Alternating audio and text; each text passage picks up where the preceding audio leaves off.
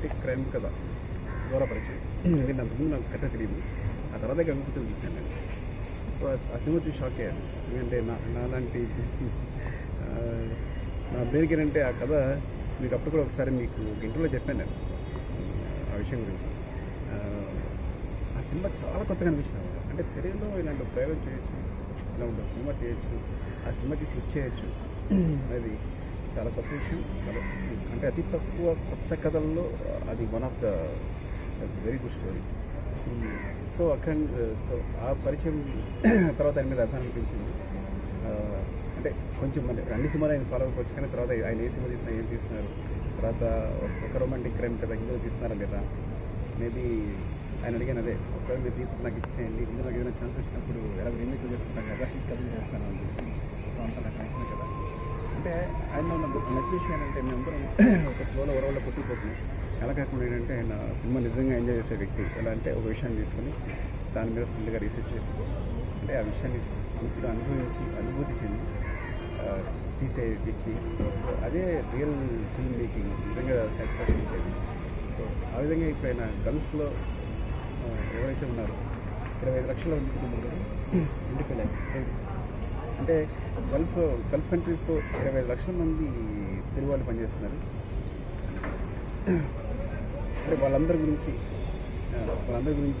అక్కడికి వెళ్ళి గల్ఫ్ కంట్రీస్కి వెళ్ళి వాళ్ళతో గడిపి రీసెర్చ్ చేసి మొత్తం ఇన్ఫర్మేషన్ సంపాదించి వాళ్ళు పడుతున్న బాధలు ఏంటి, వాళ్ళ మీద డిపెండెంట్ కుటుంబాలు ఏంటి, అంటే అక్కడి నుంచి వాళ్ళు మనీ పంపిస్తుంటే కష్టపడి ఇక్కడ ఫ్యామిలీస్ పోషించడం కానీ. సో టోటల్ ఈ విషయం మీద ఒక మంచి సినిమా చేశారు. సో ఈ సినిమా చాలా పెద్ద హిట్ కావాలని. ఎందుకంటే నాకు సరిగ్గా తెలుసు మా ఊళ్ళో 40% పీపుల్ మిగతా ఫ్యామిలీస్ వాళ్ళు ఎంత కష్టపడుతూ ఉంటారు. వాళ్ళు వచ్చినప్పుడు ఆ ఫుడ్స్ అవన్నీ కూడా ఉంటాయి. ఆ రీయూనియన్ కానీ లేకపోతే వాళ్ళు ఏదైనా అప్పుడు తెచ్చి అక్కడ మనీ పంపించి వాళ్ళు ఇక్కడ బతకడానికి కావాల్సిన ఇక్కడ వాళ్ళ ఫ్యామిలీస్కి వాళ్ళ కోసం కష్టపడే విధానం కానీ. సో అవన్నీ నేను దగ్గర నుంచి చూశాను అవన్నీ.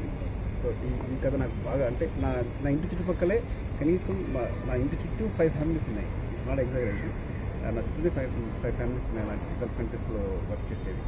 సో ఈ సినిమా చాలా పెద్ద హిట్ కావాలని, ముఖ్యంగా గల్ఫ్ కంట్రీస్లో ఉన్న వాళ్ళందరూ ఈ సినిమాను ప్రమోట్ చేయాలని. అందుకని మీకోసం ఒక వ్యక్తి కష్టపడి మీకోసం మీ దగ్గరికి వచ్చి అవన్నీ చూసి ఒక సినిమా తీశారు కాబట్టి మీరందరూ దీన్ని ప్రమోట్ చేయాలని. చిన్నారాయణ గారు నా చిరకాల మిత్రుడు. ఆయన జర్నలిస్ట్గా పనిచేస్తూ పుస్తకాలు రాస్తుంటారు సినిమా సంబంధించి. సో అదే చెప్తాను, పుస్తకాలు రాసే వ్యక్తికి మాట్లాడడం పెద్ద విషయం కాదు. నేను చాలాసార్లు చెప్తుండేవాడిని, మీరు అనవసరంగా పుస్తకాలు రాసి కూర్చుంటారు, హ్యాపీగా వచ్చి సినిమా రాసుకుందని. ఇప్పుడు ఆయన మాటల రచయితగా మారారు. ఈ సినిమాకు కూడా మాటలు రాశారు. ఈరోజు మా గల్ఫ్ సినిమా సంబంధించిన లోగోని ఆవిష్కరించిన మిత్రుడు వెల్విషర్ సుకుమార్ గారికి థ్యాంక్స్ చెప్తున్నాను. షూటింగ్ అంతా కంప్లీట్ అయింది. గల్ఫ్ జీవితానికి సంబంధించిన ఒక థరో రీసెర్చ్ బేస్డ్ సినిమా ఇది.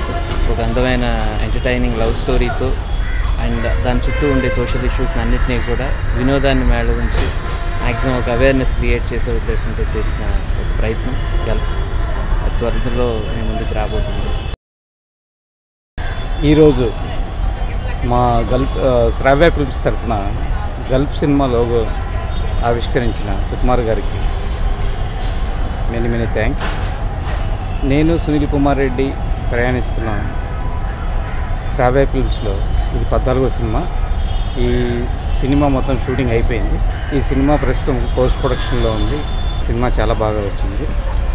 ఈ సినిమాను చూసి అందరూ ఆదరిస్తారని కోరుకుంటున్నాను. Thank you very much. Sunil Kumar Reddy గారితో ఈ సినిమా ప్రయాణం ఒక విచిత్రమైన ఎక్స్పీరియన్స్. ఆయన డైరెక్టర్గాను, నేను డైలాగ్ రైటర్గాను అన్నట్టు కాకుండా ఇద్దరు జర్నలిస్టులు కలిసి చేసిన ఒక సిన్సియర్ ఎఫర్ట్ ఈ గల్ఫ్ సినిమా. ఇక్కడి నుంచి ఆంధ్ర, తెలంగాణ నుంచి గల్ఫ్కు వలస వెళ్ళిన మన యువతీ యువకుల గుండెల్లోని చీకటిని, తడిని, ప్రేమని చాలా స్వచ్ఛంగా, నగ్నంగా ఆవిష్కరించే సినిమా ఇది. ఖచ్చితంగా ఇది అందరినీ ఆకట్టుకునే సినిమా అవుతుంది. ఇది ఆర్ట్ ఫిల్మ్ లాంటి సినిమా కాదు, హార్ట్ ఫిల్మ్. ఇంత మంచి అవకాశం ఇచ్చిన సునీల్ కుమార్ రెడ్డి గారికి కృతజ్ఞతలు.